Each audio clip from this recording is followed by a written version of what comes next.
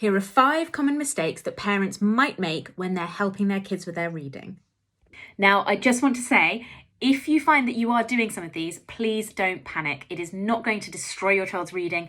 It's not going to hold them back. But these are a few things that I have seen parents do and that I have done myself in my own life that is not particularly helpful for our kids when they are learning to read. Number 1 is teaching letter names instead of sounds. For example, holding this up and going, this is the letter G.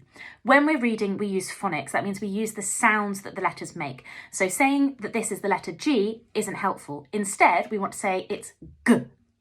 The second mistake that parents make is showing the sound, saying the sound, but repeating it. So this is B, B, B.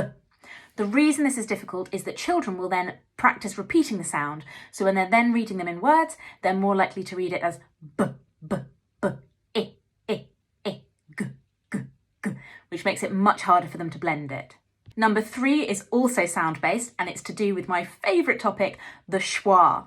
So this is where you would show a letter like this, and you would say, this is the letter S. In that, you've actually said 2 sounds. You've said S, instead of the pure sound, which would be S. Number 4 might be a little bit controversial, but stick with me. It's teaching capital letters before lowercase letters. This is something that I've seen a lot of people do, and I understand why. Capital letters are easier to write. But when we're reading, we very rarely see capital letters. They're normally at the start of the sentence, and that's it. Teaching your child lowercase letters means that they will find it much easier to recognise those letters in words, and therefore will find reading easier too. And finally, probably the biggest mistake is teaching letters before you teach listening skills.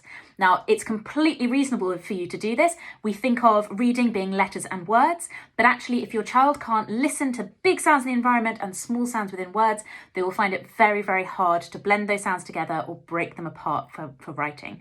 So we want to be encouraging our children to listen to things in the environment, play rhyming games, play alliteration games before we start teaching letters, and afterwards as well, so that they are confident in their blending.